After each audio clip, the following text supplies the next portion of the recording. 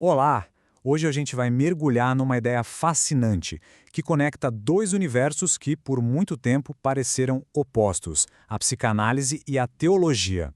A ideia aqui é construir uma ponte entre esses dois mundos e, com isso, entender um conceito super importante de um jeito totalmente novo: o conceito da graça. Bom, vamos lá. Por mais de um século, a psicanálise e a religião foram vistas como inimigas praticamente. De um lado, a ciência da mente, do outro, a fé no transcendente. O diálogo entre as duas parecia impossível, sabe? Uma conversa que já nascia travada por uma crítica muito, mas muito fundamental. E tá aí o ponto de partida de toda essa treta.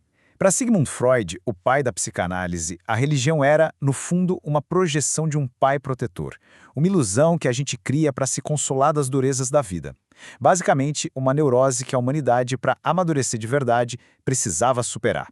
Essa visão criou um abismo enorme entre os dois campos. Mas e se essa não fosse a única maneira de olhar para a coisa? Então vamos para a primeira margem da nossa ponte.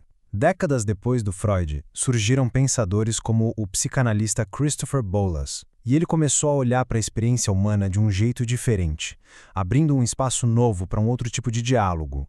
O conceito central do Bollas é a experiência transformacional. Sabe quando um livro, uma música ou até uma conversa muda alguma coisa fundamental dentro da gente? Então, para Bollas isso não é um mero acaso. São encontros que nos ajudam a nos tornar quem a gente realmente é, desdobrando um potencial que, na verdade, sempre esteve ali. E aqui o Bollas faz uma virada de chave muito interessante. Enquanto a psicanálise clássica, a do Freud, focava muito na ordem paterna, a lei, a linguagem, as regras sociais, Bollas valoriza a ordem materna. Essa é a esfera do cuidado inicial, da conexão que vem antes das palavras, do afeto, da intuição. É nesse espaço que o nosso verdadeiro eu começa a se formar. Então, o processo que ele descreve é esse desdobramento. A gente começa com um idioma, que é tipo o nosso projeto interior, único. Existe uma pulsão de destino que nos guia para encontrar as experiências certas, aqueles encontros transformacionais que nos permitem realizar esse projeto. Não é uma coisa passiva, sabe? É uma jornada ativa, criativa, de autorrealização. Certo, agora vamos atravessar para outra margem da nossa ponte. Lá a gente encontra uma perspectiva teológica também super inovadora, a do teólogo Jürgen Moltmann. Ele também fala sobre transformação, só que, claro, por um outro ângulo. A área do Moltmann é a pneumatologia, que é basicamente o estudo do Espírito Santo. Mas olha, ele não está falando de algo que acontece só dentro da igreja. Para ele, o Espírito é uma força muito, mas muito mais ampla e universal. E aqui está a grande sacada do Moltmann.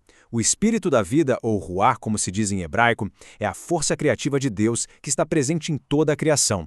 É a energia que impulsiona o crescimento, a vida, a transformação, não só em contextos religiosos, mas em toda e qualquer experiência humana, e até cósmica. Pronto. Agora a gente tem as duas margens. De um lado, uma visão psicológica sobre o desdobrar do eu. Do outro, uma visão teológica de um espírito que promove a vida em todo lugar. Chegou a hora de construir a ponte. Essa é a pergunta que une tudo.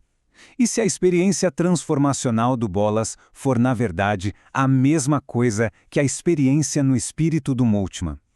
E se aquele momento de profunda clareza, de crescimento pessoal, for, na sua essência, um encontro com o divino?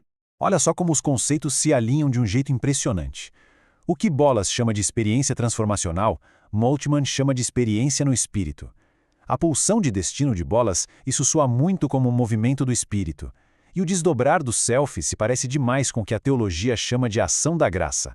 De repente, psicanálise e teologia não parecem mais opostas, mas sim duas linguagens diferentes descrevendo o mesmo fenômeno profundo. Ok, a ponte está construída, mas e daí? Por que isso importa? Qual é a grande consequência de fazer essa conexão? A grande virada de perspectiva é esta. A graça deixa de ser vista como um evento mágico, sabe? Uma intervenção sobrenatural que vem de fora. Em vez disso, a graça se torna a própria atmosfera divina na qual a gente vive. É a condição que permite nosso crescimento, nossa criatividade, nossa transformação. É o ambiente que torna possível nosso potencial se realizar.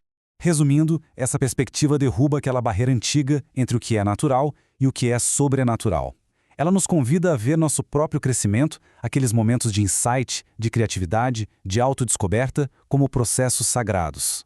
atos de autorrealização se tornam também atos espirituais. E assim, psicologia e espiritualidade finalmente encontram um terreno em comum para conversar. E a gente termina com essa reflexão.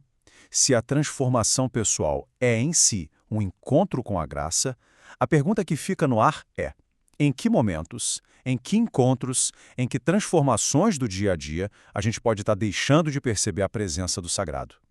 A resposta para isso pode mudar o jeito como a gente enxerga a nossa própria vida.